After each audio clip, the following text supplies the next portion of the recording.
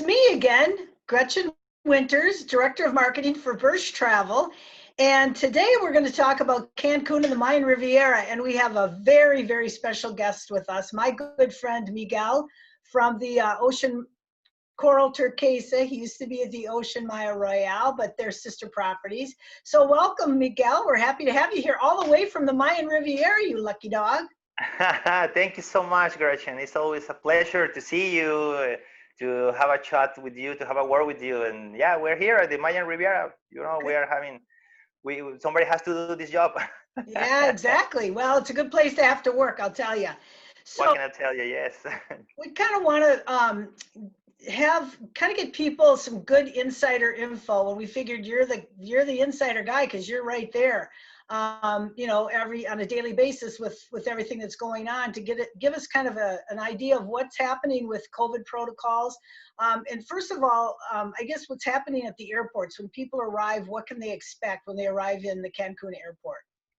That's a good question, Gretchen. Regarding this, first of all, in the entire country, all the protocols have been taken so seriously, especially with us in this area, because we live from the tourism. So this is the most important thing for us, to make the tourists confident to come and visit us. So everything starts in the airport. All the protocols are very established, and they are very good, very well taken care of. The first thing is, since you get into the airplane, they take care of the temperature, they make you fill out a form. The same thing happens at the airport. Once you get inside the country, we try as a country to make sure that you are coming with no possibility or with no chances to have COVID or something like this. And once you get inside of our hotel, of course, and all the hotels in the area, because this is a regulation that comes from federal law, we also do the same thing. So pretty much you're gonna go through 3 different filters. So that's somehow how can we make sure that there's no risk. Right. Now, are masks mandatory in the public areas? The face mask? Yes. In the airport, you must wear the mask all the most of the time when you are on public areas. And here, for example, in our hotel, is the same. Not in the public areas, we use suggested, but especially on the restaurant, on closed areas. The thing, the place where we make most emphasis on it is on the restaurants. When you go to a restaurant, of course, when you're eating, not when you're on the table, but once you're outside, you must wear the mask. But in the open areas, it's only suggested to wear it, because of course you won't be at the pool using a mask or something like this. Right. And so I know that your hotels are relatively close to Playa del Carmen, and that's a highlight for people to maybe go in and do some shopping, maybe stop at Senior Frogs. Maybe you've been there once or twice myself, but don't tell anybody. And just kind of, just maybe do some golfing, maybe do some excursions. I know there's a lot of great excursions to Tulum and so forth. Can you give us an idea of, are they operating? Are restaurants open? Are shops open? What's kind of the situation there?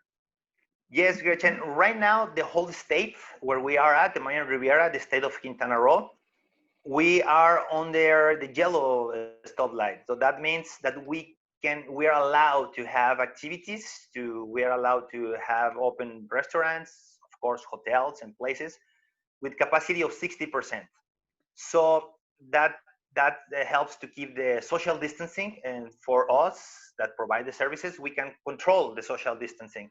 So pretty much all the touristic area are operating. That includes restaurants, bars. The only thing are not operating right now are the nightclubs. Nightclubs, they will be operating until we switch to green light. So far, while we are continue on the yellow stoplight, only the bars are not open. But we have some restaurants. Actually, most of the restaurants, some restaurants like Senior Frogs, that is considered a restaurant where you can go. There are some other big names that have adapted, like such as Coco Bongo. They are now offering dinner and show, so they are operating early. They close at midnight, for example. But still, there's a lot of choices to do. The tours still, if you want to go to Chichen Itza, if you want to go to Tulum, Isla Mujeres, the only restriction is for the amount of people that goes pretty much for the suppliers of the activities, that you must keep it 60% of capacity. Okay. So they're practicing the social distancing, and I'm sure the masks and everything. Well, that's really great to know, Yes. because I know people are really anxious to get traveling again and get, Cancun's such a great area, Mayan Riviera. So it's nice to know once they get there, they'll have some things to do. And of course, spending time at the hotel is always fabulous to just relax. So tell us a little bit about the Ocean Coral Turquesa, where you're working now. I know you from the Ocean Maya Royale, but they're sister properties. So tell us what's going on there. You have any, in terms of activities and like say, housekeeping services, are they providing that? And then just, if you have some, if you're doing entertainment, that sort of thing. Yes, well, starting with the community areas such as the rooms, we follow our protocols. We, as a company, Ocean Hotels, we have 3 properties in the Mayan Riviera. I'm working right now with the Ocean Coral Turquesa, but we operate under the same protocols. It's named Ocean Health and Care Program, that goes practically on the same line with the federal law protocols. But of course, we develop ourselves our protocol. And regarding, for example, the rooms, all the rooms are sanitized before the guests come in. That takes a lot of effort for the housekeeping, but we are working it very, very well. So you can be sure that once you get into the room has been sanitized, so you can be totally secure on it. We follow the protocols during your stay. The people, where people are on the facilities, I insist with this. The mask is. We ask our guests to wear the mask when you are in the closed areas, such as the restaurants, the Mais Coffee, the coffee shop that we have in the company. And regarding the activities, we still have activities. Those are a little bit limited. For example, here in this hotel, this family hotel, so we don't have right now going on the teens club, but we have the bowling with all the social distancing protocols. We have the bowling operating. We still do shows. We still have live music during the night. So people can still have choices if they decide to stay at the hotel, of course.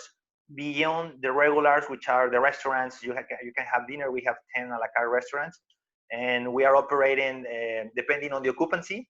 But you have plenty choices if you decide to go and visit our hotel. Excellent.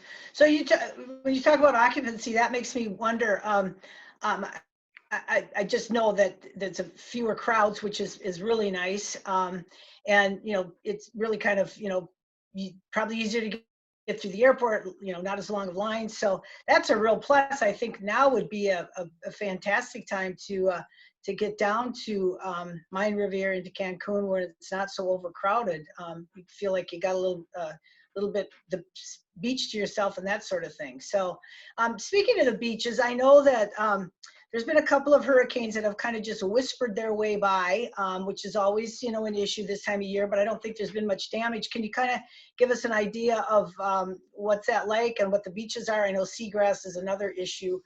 Kind of give us a hint on what's going on with that. Yes, Gretchen. Well, October was a really tough month for us. It was really, really tough. We started the month with a tropical storm named Gamma. The tropical storm brought a lot of rain, a lot of wind. That only generated a little bit of damage in the area. Then the next week, which was the second week of October, we have a hurricane goes. It was named Zeta. So Delta, sorry, Delta was the first on October the 6th. Then that hurricane was less harmful that it was supposed to be according to the forecast. It was supposed to be a category 4. At the end, it turned it into only category 2. It went very fast. It crossed the entire peninsula very, very fast in around 4 or 5 hours. And 3 weeks later, which was the past week, we have set up another hurricane, which was a little bit longer and a little bit more, how can I say, more difficult to go through, but good for us. And I'm speaking this about, first of all, about our hotel. We didn't have a damage at all. For example, with the last one, the next day, the hurricane passed by at night. Next day in the morning, after such a huge effort of the colleagues that we were here at the hotel, we spent the night taking care of our guests. We wake up very, very early. So the next day, in the morning we have a breakfast served at the restaurant by 7 a.m. with the, I insist with this, a huge effort of our staff. By the 11 o'clock in the morning, we have 3 of the pools open. And right now we have the whole facilities back to normal. We are only missing a couple shades on the beach, but so far we are operating as regular. And I think this can be taken to the rest of the hotels, since they were lucky for us that live here, not plenty damage in the area. Good to know. Good to know. And then Yes. I did mention about the seagrass. I know that's always a big question. Can you just kind of give us a hint? I was there in well, just let us know. I was there in February, and it was like a whole different place. The seagrass had been so cleaned up. And how's those Yes. efforts going? Yes, this year, lucky for us, it's been really, really good. It's been very easy with this problem, which we had in the past 2 years in a very, very difficult. It put us in a difficult situation. We as well put so much effort, so much money, clean the beaches, trying to keep the beach as the best on the best possible shape for our guests. But this year has been really nice. We haven't had at all the seaweed. Here in the Ocean Coral Turquesa, we are located in Puerto Morelos. Puerto Morelos is the closest town to the coral reef that we have in the Mayan Riviera. It's the second largest coral reef in the world. The first one is located in Australia. So the second is located here. And it starts right here in Puerto Morelos in front of our resort and goes all the way south until Honduras.